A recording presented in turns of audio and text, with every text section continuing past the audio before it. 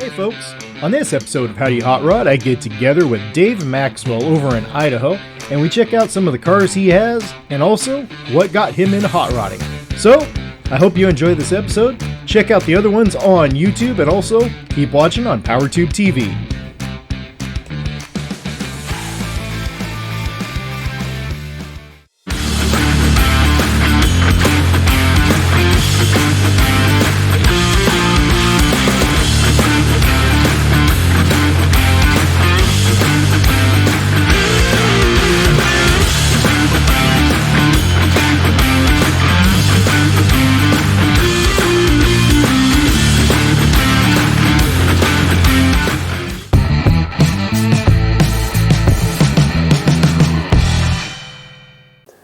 Hey folks, welcome to another episode of How Do You Hot Rod. Now I'm joined with my friend here, Dave Maxwell, in his shop, and I've been here before, but it was for a whole different reason. It was to talk with his dad. Well, and Dave, he had some input too. Yeah. So Dave, thanks for having me again. Nope. Pleasure to have you here. So what have you been working on? Oh my gosh. A little bit of everything, but the primary focus has been the 64 Falcon convertible. Yep. Yeah, it's been longer than planned. Yeah. But finally making some real strong headway. We're putting it together for the final time after about 3 assemblies, building anything that far. Did you start with completely stock? Yeah, essentially, I picked it up as a box project, right? It was somebody had started it, disassembled, so everything was in boxes, sorting things out. And not complete either. You don't know what you don't have until you start building it. But it's all there. It's in the box. Yeah, somewhere. yeah. So, but it's always been a car that I like. I like the shoebox series of Cart Novas, Falcons, but the Falcons had the good lines. I've always had kind of a bucket list to build one, and this is actually the first car of years of cars that I've actually built to this depth. Took it down to, stripping the undercarriage and the chassis and stripping everything off, and then wanting to apply some, late model type, suspensions and things, to it, just make a good cruising ride. So, what did you end up switching with the rear end? So the rear, stock had an 8-inch, small little rear end because this was a 6-cylinder car. It's now got a Ford 8.8. Came out of an Explorer. It's a Posi 373 and then shortened. Okay. 4-wheel drive, you got to shorten one side. So it's going to be a good stout rear. I put what they call triangulated 4-link. It's a kit, you can buy them. I went the fab route. I built my own, every piece of it. Wow. All the mounts and everything. So kind of very nice. Wanted, something I want to do, and so it's got the 4-link with the coilovers, adjustable coilovers. Then up front, what do you plan on putting in for power and transmission? Yeah, so up front, it's a '94 Mustang GT 302. Okay. Roller motor, stock. I'm going to keep it stock. It's plenty for this little car, and then backing it up with a AOD 4-speed automatic. I'll use Phytech fuel injection, and keep it mildly wild for what it is, and I think it's going to be just a good solid cruiser. Nice. Yeah. And now, is that the final color, the blue there? Yeah. So the car's been painted. Yep. Okay. All the parts are painted. I did all that myself in my little makeshift booth over here, and right there. Yeah, right there, and. As I say, I can do anything here, just not good at any of it. So, fortunately, you can cut and buff and make what was things that look ADHD good. Garage that I saw? Oh yeah, the dyslexic garage. Yeah, it's fitting. Fitting. But I know fully well about that. Yeah. So I'm looking forward to. I'm ready finally to get it on the ground. Everything's in, like I said, final assembly. Engine back here. I'll put the accessories on it. Nice. Get it mated up to the transmission and drop it in, and start the wiring, the brakes, running the plumbing, that kind of stuff. Now about that convertible top, are you leaving the original mechanisms? Yeah. Okay. It's this is a electric hydro. Okay. Yeah, for it. So it's going to be black with that. And I think we decided, wife and I, with the partner car, but decided on an oxblood interior. So something a little bit different. It goes good with the black, and we'll go with that blue. You're going to have some chrome and stainless mixed in there too? Yeah, mixed in there, oh, yes. That's going to look great. Yeah. Black top, oxblood interior. Yeah, What's the blue? So this is a custom color. I call it Sweet Emotion. This time I tried out a new company, Tamco products, line of paints, and I've done everything in the car is all Tamco. Okay. I will say I did use some of my buddy's Auto Paints Plus here in Post Falls, some of the hot rod black for the interior of the engine bay. Okay. Which is, like you said, everything has been stripped and built back out, but you know the color of the car is all cut. It's a custom color. I really like the metallic, the way it radiates. It really, and it shows off all the accents on the body real well. Okay. Yeah. Yeah, and they got that long line all the way down these ones. That's right. Awesome. And then, we just saw you earlier today driving the Chevy. Yeah, my wife's 53 Chevy. Okay. The Franken truck, we call it. It's a little mixture of years. The doors, 50 doors, things like that. But it wins awards. It did today. Yeah. Well, competition was tough, But no, it was her dream to have a Hallmark truck. Red, white walls. We got the golden retriever. The Christmas tree in the back. We've done that. Yep. Decorated up for the holidays, but. It needed to be a cruiser for her, and the 3-speed on the tree, no power steering, no power brakes tractor that it was when we bought it. Yep. We had to modify a little bit, get it modernized for her. So I put a, automatic. I did put electric power steering in it out of a Prius. A Prius. A Prius, yeah, in the column. So did a little bit of using some advanced goodies. Toyota product. Yeah. But no, I wanted to put the EPS in, electronic power steering assist. Works really well. Power steering, power brakes, got discs all the way around, S10 rear.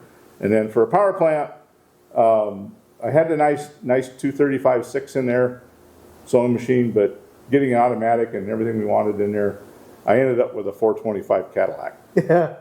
So the hot rod side of me, for her car, it crept in a little bit. Yeah, it just happened to have a Cadillac on the stand, and it was ready to go. It was hard to twist her arm too to do that. She didn't care as long as it's automatic. All right. Yeah, I fill it up. So yeah. It gets driven quite often. Often drove it today. Here it is. What is it? January 10th. Yeah. Good weather, 30s. The roads were clear. Just a little snow outside. Yeah, but no, I just drove it into the first car meet of the year. Up there at Cascadia Pizza with the Idaho Hot Rod, or the Rat Bastard. The Idaho State Hot Rod Hall of Fame. Yep. Rat Bastards. And the North Idaho Rat Bastards, their club, or sponsors of that. Yeah. And now you actually have the sweatshirt on right now with the Comancheros. Yep, that one? Yep. And there are quite a few of them around here. Yeah, we do. We've got a good sized club. Most of them are over in the Silver Valley, the Kellogg area, but number here in the Post Falls, Coeur d'Alene area, Hayden. Nice. Yeah. How many approximately? Oh, we probably, I'd say, running around to the 40, 45. Okay. I believe is the count we have. Active, people that, actively participate in the club, but, good group of folks, and have a lot of fun together. Nice. And then you're also, let's see here, with the Inland Northwest chapter of the Buick Club of America. Buick Club of America, the Inland Empire Buick Club. Yep. Part of that. Inland Northwest Card Club Council. Okay. Belong to that as well, participate. United Street Rods of Idaho. Wow. Belong to that, USRI.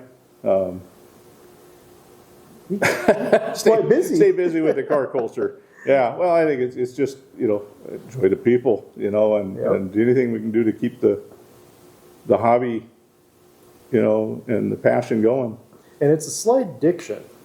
Because I'm sitting here looking around and I'm seeing license plates and pictures.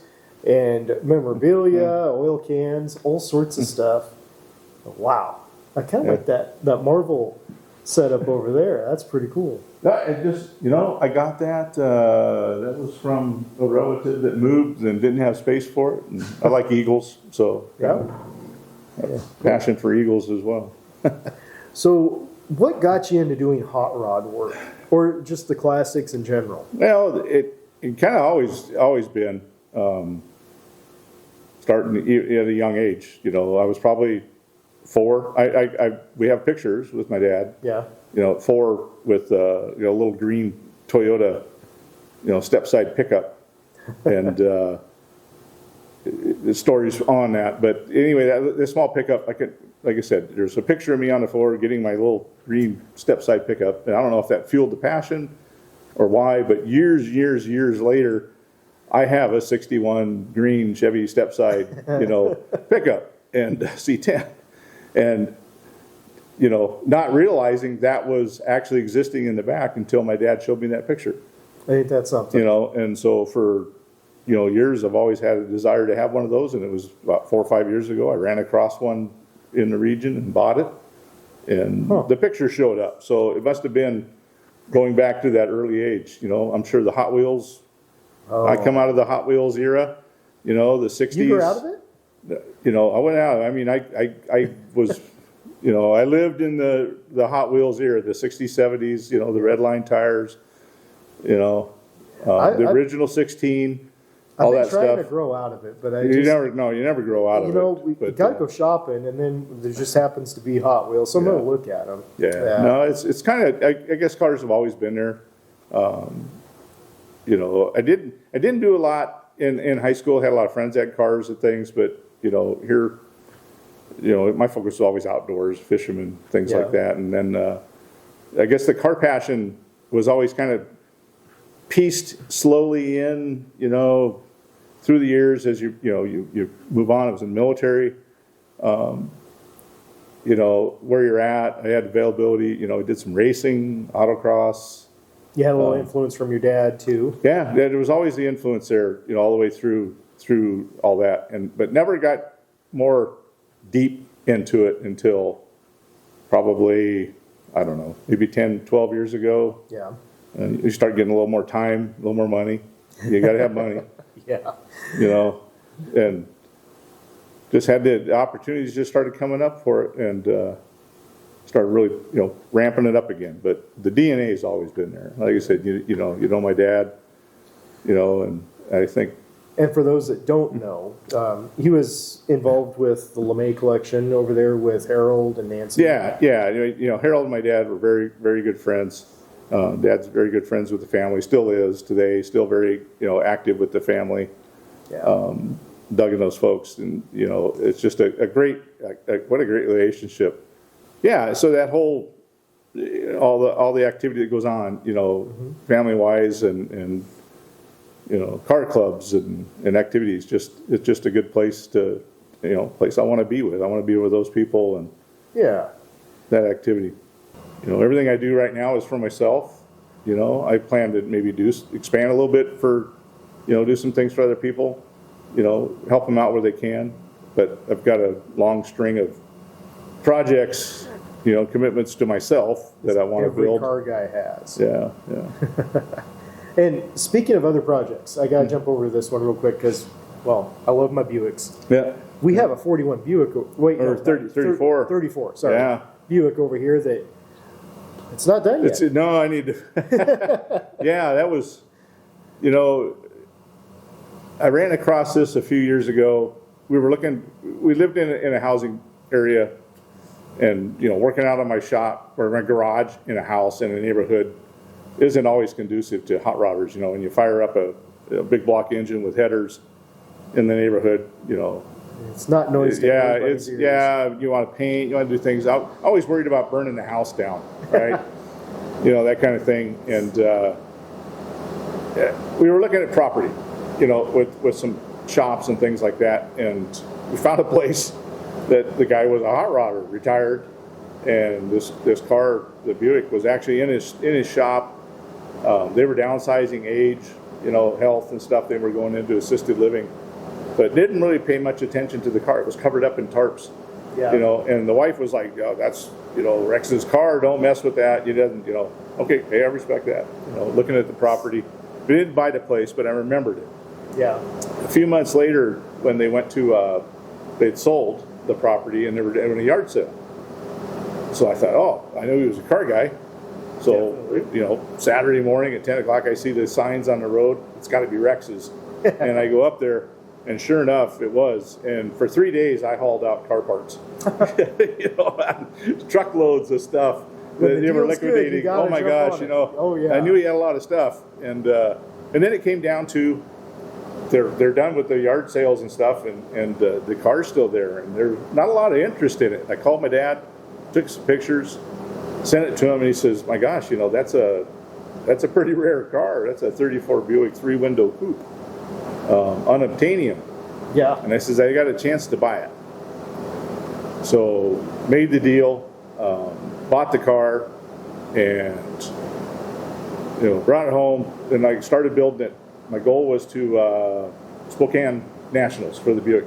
Yep. Buick Club of America, the Nationals were held in Spokane a few years ago. That was my goal. Well, and where we lived, and then boom, we find this place, property with the shops and everything, and the poor car stalled. And now the car, you know, missed my deadline, my But goal. you still have it, though. I still have it. You can still set another and deadline. it wouldn't take too much to get it going. So it's it's another one of those that haunts you. Yep. You know, at the same time. And I threw the Falcon in front of it thinking I could get it done, you know, quick enough that I could get back on this. Of course, you know, it doesn't ever work that way. Yeah. And then with the paint booth there, I mean, that helps a lot to be able to do some of that yourself. Yeah, yeah. That's one thing I wanted was an area isolated to, you know, like I said, you know, I scrub it out and change the color, but, you know, it's always a skill process. That's something you just got to do a lot of. Yep. But I've always, like I said, I always say if another man can do it, I can do it. It just maybe not as well. But how did you end up picking up some of those skills? Yeah. So, you know, right out of high school, went into the Air Force. Okay, Air And, Force. yeah, I was in Air Force aviation. Well, I don't know. It was never my kind of like desire, but I had no idea what structural repair was, sheet metal, you know, and it was aviation sheet metal. I actually got into a field that was very, I guess, my niche. Okay. You know, taking things that you can see three-dimensionally and building them, you know, maintaining old aircraft. I mean, I was maintaining, you know, 50s and 60 years fighters, you know, in the early 80s that you can't buy parts. You know, you can't buy parts. You had to make them, you know, and fabricate them. So I learned how to use all the fabricating tools, you know, got around some really good, you know, mentors and stuff that have been doing, you know, people that have been doing it for 40, 50 years before me, you know, I mean, doping fabric, you know, on stuff. And, yeah, I just had to learn a lot of skills there. And I've always wanted to, you know, use those skills myself. I'd rather, you know, beat something up or cut something out and build it than to buy it. I can go out and buy, you know, spend thousands of dollars on a kit, you know, that would give me all the components I need to do a four-link and a subframe and, you know, subframe connectors and all that stuff. But I just kind of look at it and go, well, you know, it's metal. I've got tools, I've got equipment, welding, I got the skills, you know, I think I can make it. So Dave, in your own words, how do you hot rod? Wow. How do I hot rod? Well, I hot rod by being engaged in it, in every aspect of it. Like I said, I love the people. Mm-hmm. At the same time,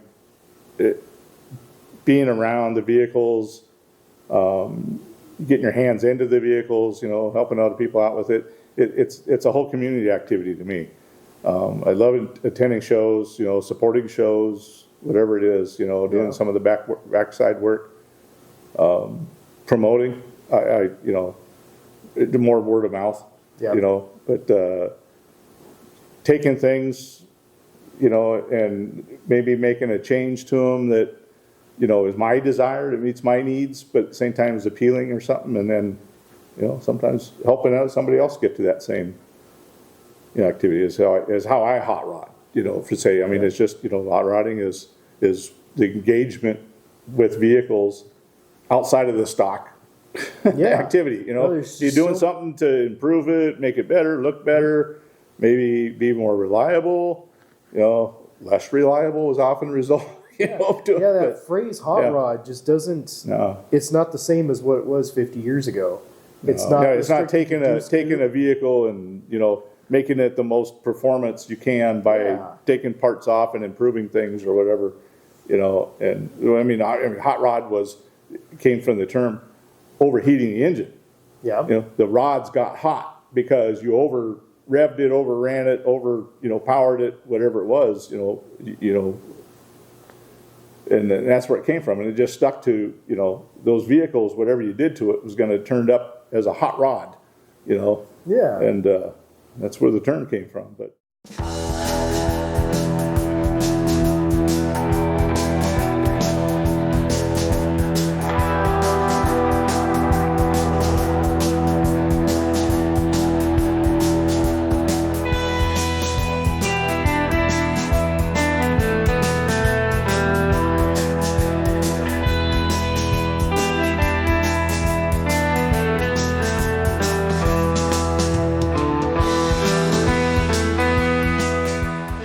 Well, Dave, thank you very much for some time. no, my and telling pleasure. me how I'm you glad hot rod and to share it with you. I appreciate it. Appreciate what you do let for me in. the hobby as well.